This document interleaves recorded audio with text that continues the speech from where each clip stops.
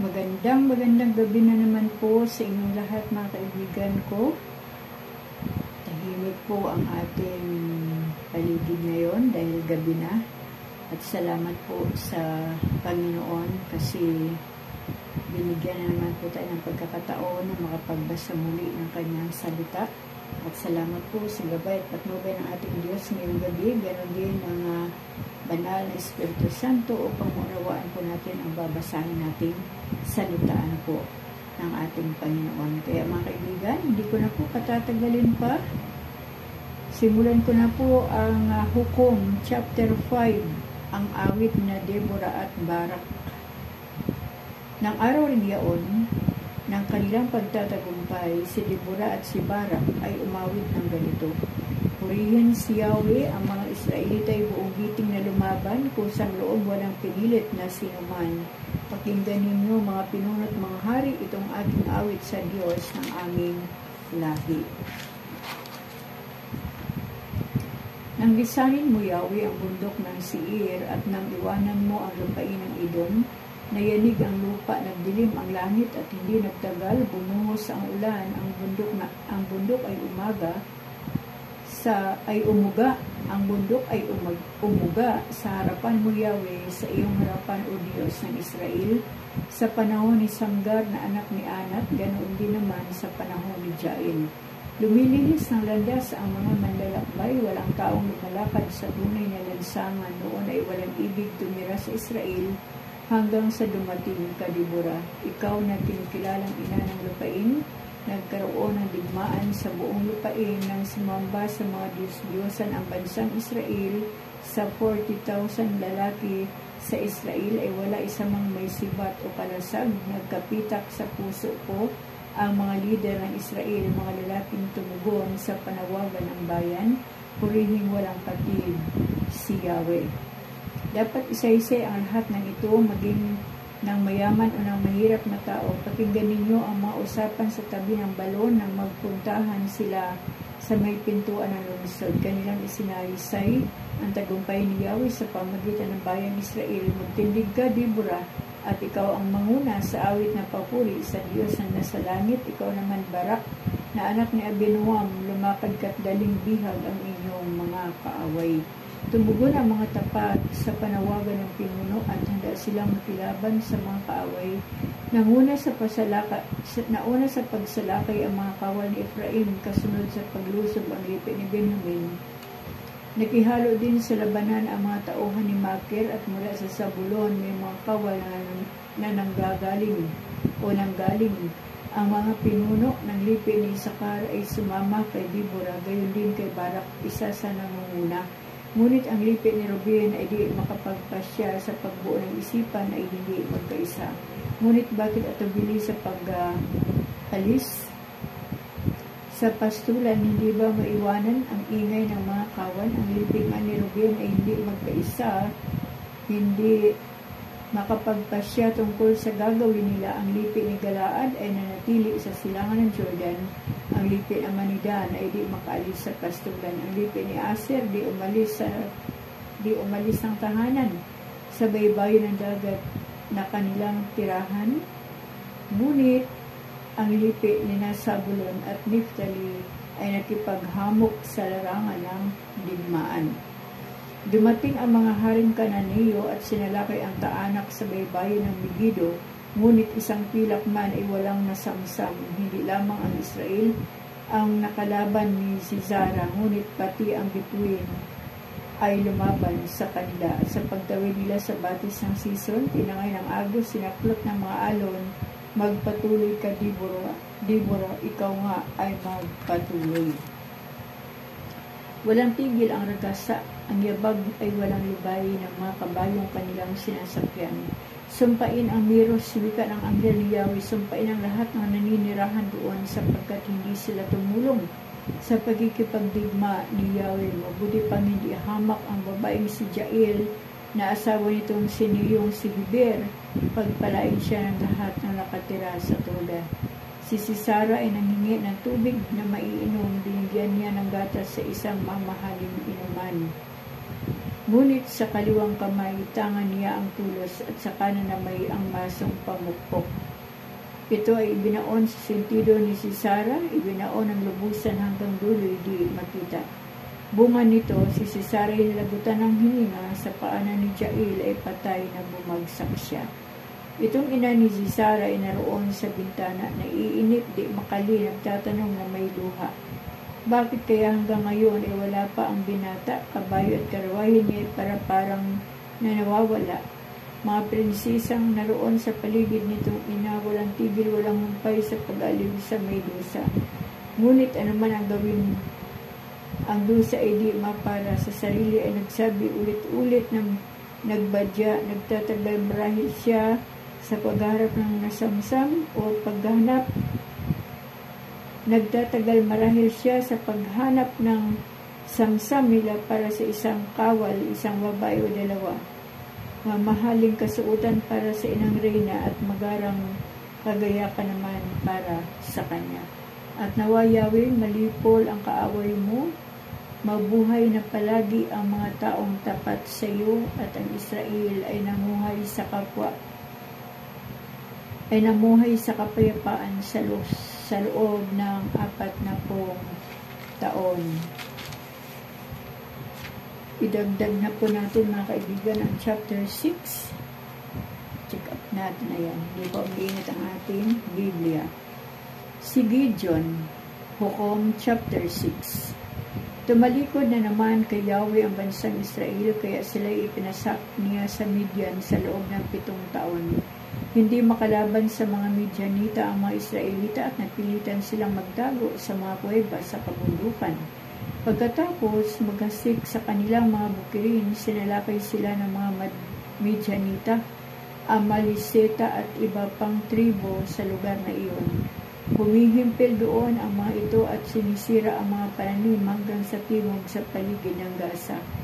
Wala silang itinitirang anuman na maaring pakinabangan ng mga Israelita, pananim, tupa, baka o asno. Katulong nila sa paninira ang kanilang mga baka at mga kamilyo na hindi mabilang sa dami. Walang magawa ang mga Israelita, kaya dumaing sila kay Yahweh. Nang marinig ni Yahweh ang daing ng mga Israelita dahil sa pahirap ng mga Midianita, sila'y pinadalhan niya ng propeta at ipinasabi ang ganito: inialis ko kayo sa Ehipto, iniligtas ko kayo sa kanilang pang-aalipin at sa lahat ng inyong kaaway na lupig ninyo sila at ibinigay sa inyo ang kanilang lupain. Sinabi ko sa inyo na ako si Yahweh. Lakip ang kabilang ang habiling, huwag kayong sasamba sa Diyos-Diyosan ng mga Amoreo, ngunit hindi kayo nakinig. Dumating sa Ofra ang anghel ni Yahweh at naupo sa ilalim ng puno ng insena ni Joas na kabilang sa lipi ni Ebezer. Si Gideon na anak ni Joas ay kasalukuyang gumigiit noon ng trigo sa pisa ng ubas. Patago ang kanyang pag-iik at bata siya makita ng mga Midianita. Nilapitan siya ng anghel ni Yahweh at sinabi sa kanya, sumasa iyo si Yahweh, matapang na bayani. Sumagot si Gideon, bakit ganito ang pamumuhay namin kung sumasa amin si Yahweh? Bakit wala siyang ginagawang kababalagang ngayon tulad nung inialis niya sa Ehipto ang aming mga ninuno? Ayon na rin sa kwento nila sa amin. Kami pinabayaan na ni Yahweh, kung hindi ay bakit natitiis niya kaming pahirapan ng mga Midianitang ito? Sinabi sa kanya ni Yahweh, lumakad ka at gamitin mo ang buong lakas mo sa pagliligtas sa Israelita o pagliligtas sa Israel. Sumagot si Gideon, paano ko mailigaw ang Israel? Ang aming samayan ang pinakamaliit sa lipi ni Manases at ako naman ang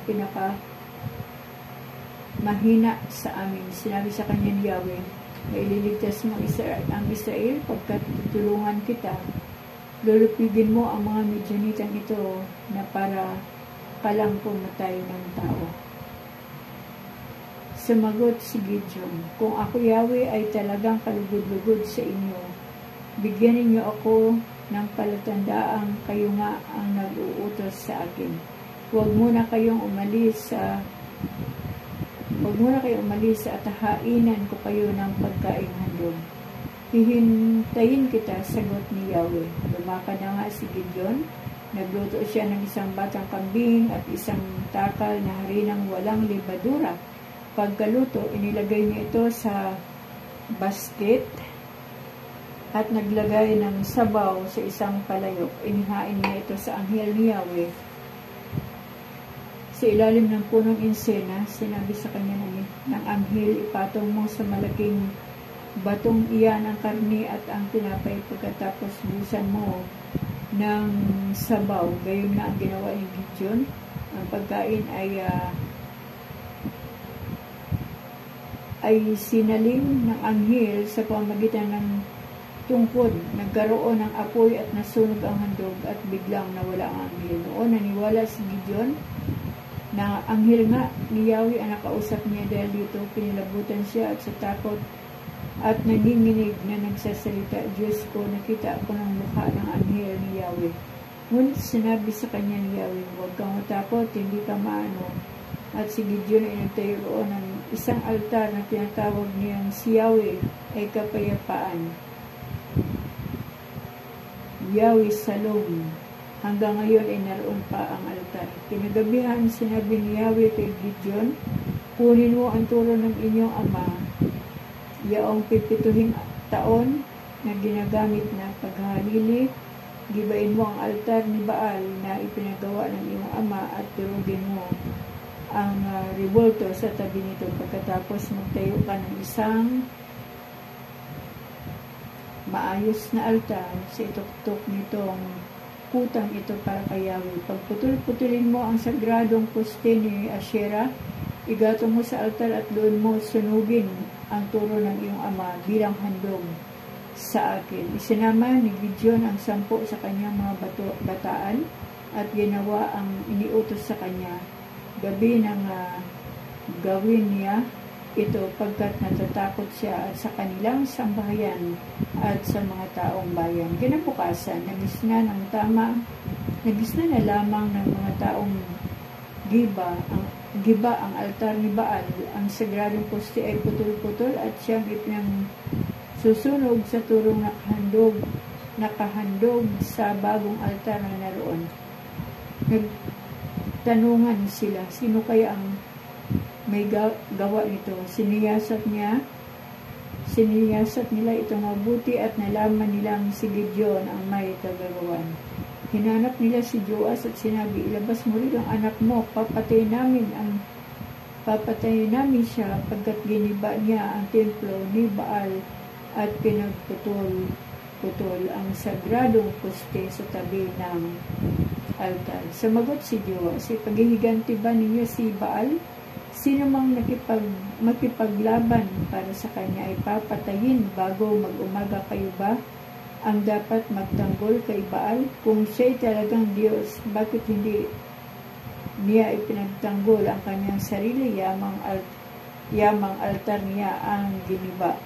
Mula noon, si Gideon ay tinaguri ang Jerubbaal dahil sa sinabi ni Joas na bayaan ninyong ipagtanggol ni Baal ang kanyang sarili, yamang altar niya ang giniba.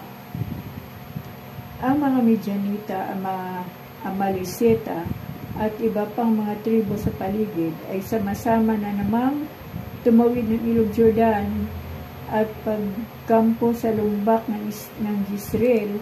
Si Gideon ay nilukuban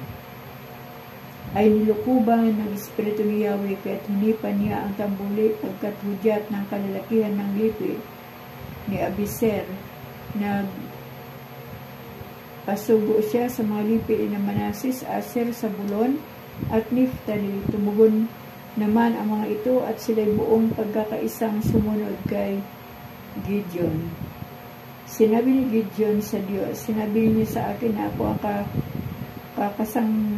kakasangkapanin ninyo upang iligtas ang Israel. Dahil dito, naglalatag ako ng isang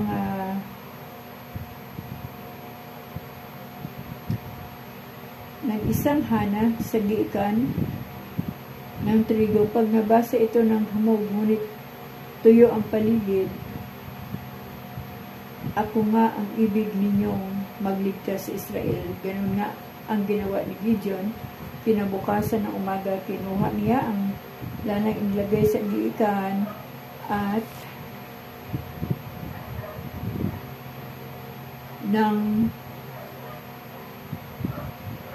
nang pinipitan niya, nakapuno siya ng isang mangkok. Sinabi ni Gideon sa Diyos, huwag po kayong magagalit sa akin sa huli kong kahilingan. Ibig ko po ay matuyo itong lana at mabasa ng hamog ang lupa sa paligid. Kinagabihan, ginawa nga yun ng Diyos. Tuyo ang lana, ngunit basa ng hamog at ang lupa sa paligid. Purihin po ang Panginoon sa pagkabasa po natin ng salita ng Diyos mula po sa chapter 5 hanggang chapter 6. Medyo malawak po itong dalawang chapter na ito, mga kaibigan. So, purihin po ang Panginoon. Ngayon po ay may nakita po tayo dito na para relate tayo sa ating binasa. Na ayaw ng Diyos na sumamba ang mga Israelita sa mga Diyos-Diyosan. Ngunit pagkatapos na naman ay patuloy na naman ang gagawin, magpapakatino at nagpapatuloy naman gumawa ng mga kasalanan. Yan lang, mga kaibigan, lagi ang highlights na nakikita ko dito. Na sumunod sa Panginoon. Kasi kung walang pagsunod sa Panginoon ang puso ng isang tao na nagsasabi na siya ay Kristiyano na o tunay na anak ng Diyos, wala na pong mapupuntahan ang buhay ng isang tao na